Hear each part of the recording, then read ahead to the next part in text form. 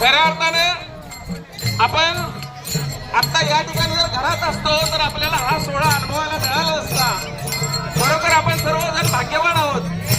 माणसाचा जन्मच याच्यासाठी आहे की माणसाच्या जन्मामध्ये आपण उन्नती तरी करू शकतो किंवा अधोगती तरी करू शकतो. पण उन्नती करायचा हा मार्ग आहे.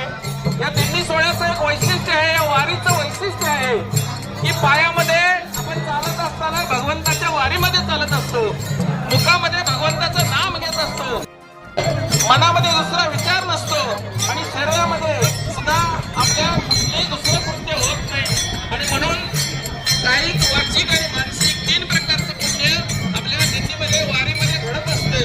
म्हणून या दिंडी सोहळ्यामध्ये भाग घेणारे भाग्यवान आहेत. भाग्यवंताशिवाय भक्ती घडत नाही.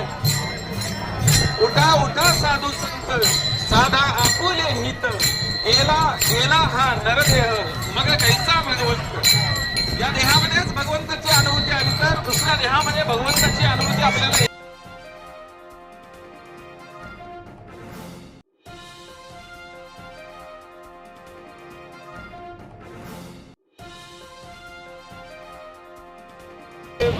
सगळ्यांनाच माहिती की नंदवाळचं गेली अनेक वर्ष ही परंपरा चालू ठेवण्याचा प्रयत्न सातत्यानं पांडुरंगाच्या आशीर्वादानं आपल्या सगळ्यांना बघायला मिळते. एक वेगळं वातावरण आज या दिवशी आम्हा सगळ्यांना बघायला मिळते आणि आम्हाला पांडुरंगाचा आशीर्वाद हा नेहमी मिळालाच आहे.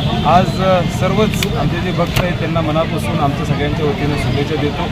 आज गेले अनेक वर्ष ही नंदवाळची वारी आम्ही सगळेजण आम्ही जात असतो, ही परंपरा अशीच चालू राहील आणि ह्याच्यामध्ये अजून भव्यता वाढेल हीच अपेक्षा आम्ही नेहमी व्यक्त करतो आणि मनापासून आपल्या सगळ्यांना शुभेच्छा देतो. सुभाष पाटील आणि बंटी पाटील साहेबांच्या मार्गदर्शनाखाली ही गेली 18 वर्ष या ठिकाणी हा वाटप हा केलेला आहे.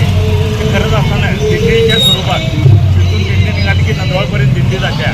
त्या बरेच वर्ष हा कार्यक्रम राबवत आहे आणि ह्या कार्यक्रम राबवत असताना ह्या परिसरातली सगळी लोक आणि बऱ्यापैकी सगळे आपले रिंग रोड परिसरामधली सगळे लोक त्यामध्ये सामील झालेले असतात. गावागावातून काही दिंड्या जात होत्या, पण अतिशय जवळचे ठिकाण असल्यामुळं लोकांना प्रति पंढरपूरहून नंदवाळ ठिकाणी जाणं सोयीचं झालेलं आहे. त्यामुळं पंढरपूरऐवजी त्या ठिकाणी लोक जातात आणि त्यामुळे आम्ही सुद्धा त्याचा अनुभव घेतलेला आहे. त्यामुळं एक समाधान लाभलं त्यामध्ये.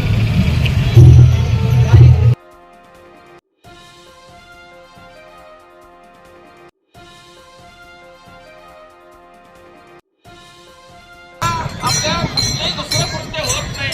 आणि म्हणून कायिक, वाचिक आणि मानसिक 3 प्रकारचं पुण्य आपल्या दिंडीमध्ये वारीमध्ये घडत असते. म्हणून या दिंडी सोहळ्यामध्ये भाग घेणारे भाग्यवान आहेत. भाग्यवंताशिवाय भक्ती घडत नाही. उठा उठा साधू संत, साधा